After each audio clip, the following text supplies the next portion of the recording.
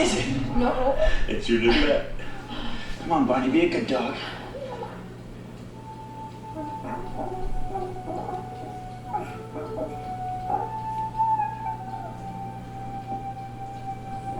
You're kidding. Yeah, it's really neat. Where did you get this? Some little junk store in Chinatown. Can I pick him up, Dad? Sure, go ahead. Just be careful. You got a big job. I will. I hope his house broken. Oh, isn't it cute? Has it got a name, Dad? Yeah, Mogwai. What? Mogwai. I don't know, some Chinese word. I just call him Gizmo. He seems to like it. Gizmo, look up here a minute. Hey, get a picture taken. Smile. Ready? 1, 2, 3. No. What happened? He hates bright lights. You know, there's some things I forgot to tell you guys, and they're really important. Number one, he hates bright lights. We know that. But you got to keep him out of the sunlight. Sunlight will kill him. Number two, keep him away from water. Don't give him any water to drink. And whatever you do, don't give him a bath. And probably the most important thing, don't ever feed him after midnight.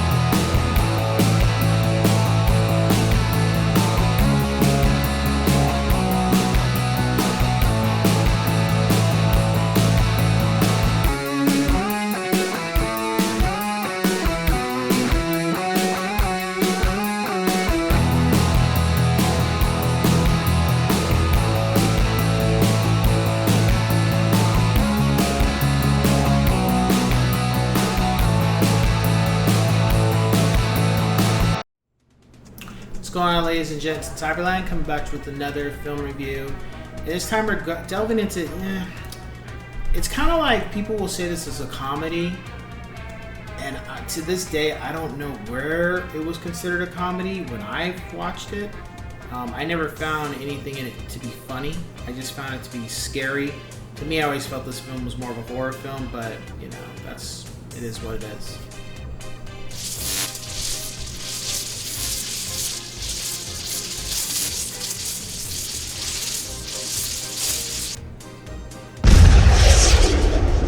Gremlins. So Gremlins, I had the VHS of it, and I remember the box, what it looked like. And the tape was different. The tape was black, but the back end of it was kind of like this brownish color. It was different from the other tapes I had VHS as a kid.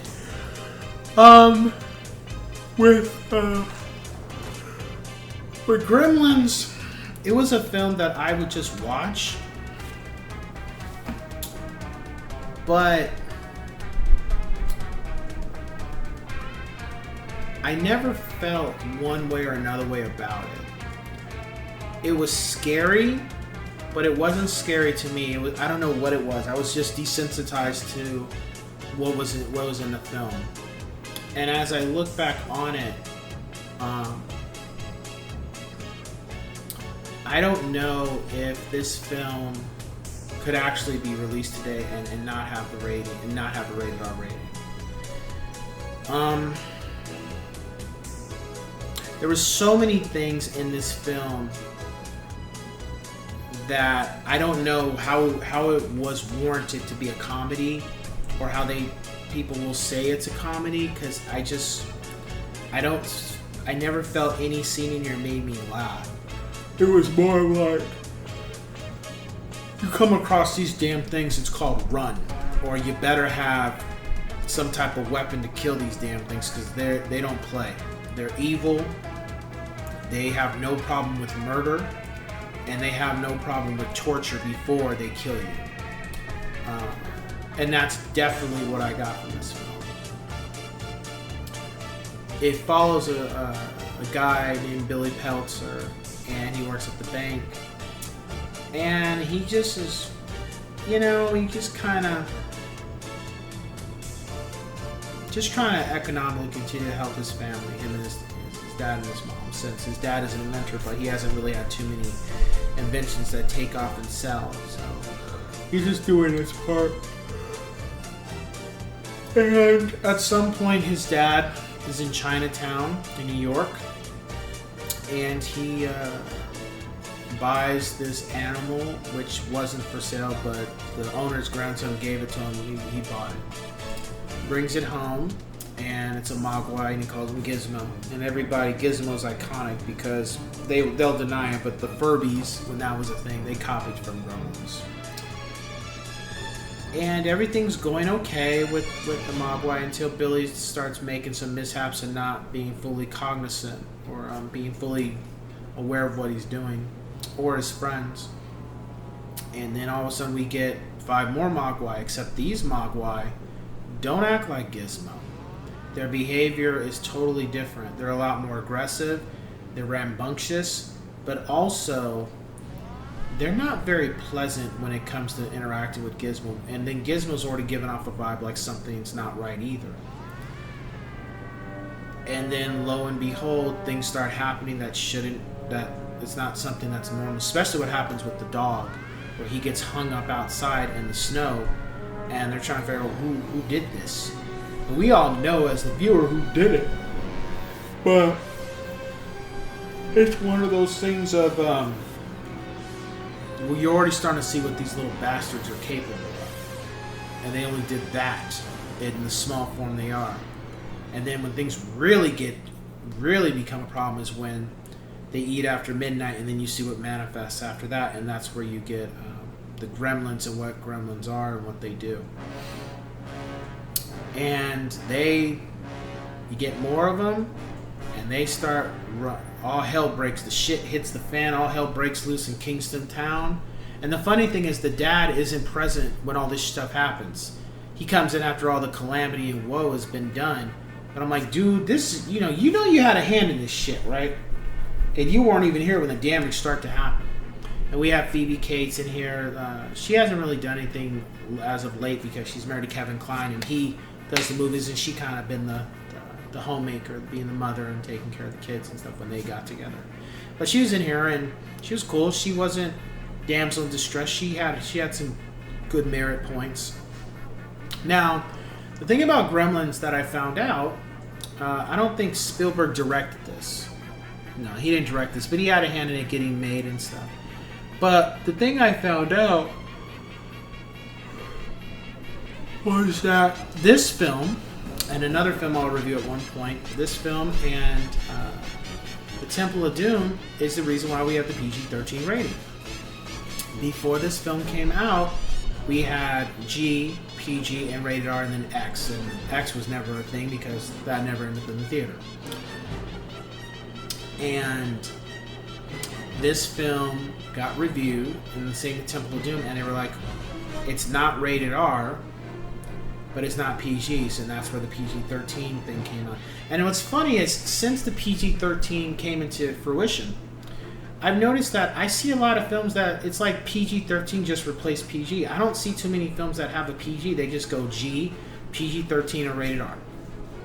And then the funny thing is, a lot of films that are PG-13, or a lot of films that should be rated R, they take out curse words to make it PG-13, but everything that makes it rated R is still there. It's like, who the hell is that's a whole nother topic. Personally, with the amount of kills in this film, the way people are killed, I would have said this film really should have been rated R. If this film had come out today, it would have been rated R. Also, this film that come out today probably wouldn't have been made anyway, because there's so many people would have said a lot of things in this film are racist and, oh, it's insulting this, and that. And I'm like, nobody said these things look like this, or nobody said this or that. That's your idea of what they represent when that's clearly not the case. The one thing I did get from this is that the way the Gremlins act it is a mockery of how we as humans interact with each other and how we interact in general when it comes to living our lives. So the things the Gremlins were doing were very similar to what humans do from time to time. This film is very dark. This film is very unapologetic. There's no... I don't feel there was a message behind it outside of what I mentioned about, the commercialization of how we like to do things for ourselves. However, well, not however, but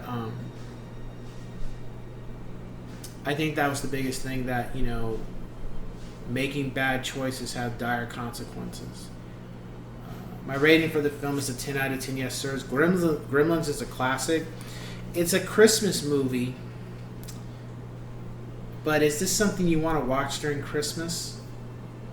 It's almost like I'd rather watch this shit during Halloween, just because what's going on in this film, these things. And the film, I mean, I was never scared by the film, but I remember when I let my youngest boy watch it, he said it was kind of scary, but he watched it. But I feel Gremlins was very scary for its time, and I also feel that they toned it down a bit when they finally did part 2, and I get why, because the nostalgia that 2 brought when it came. So, we'll get to the topic about that shortly. But anyway, if you've never seen Gremlins, like I've said, check it out. I'm not saying you'll be disappointed or you'll like it. I'm just saying that it was a classic because of it was something different in the 80s. I mean, when it came to puppeteering and such, I'd say the biggest things of the 80s was probably E.T., and then you got Gremlins after that. When it came to the whole sci-fi puppeteering type of something irregular, something that stood out of place. So anyway, that being said, I will catch you guys on the next one. Take care.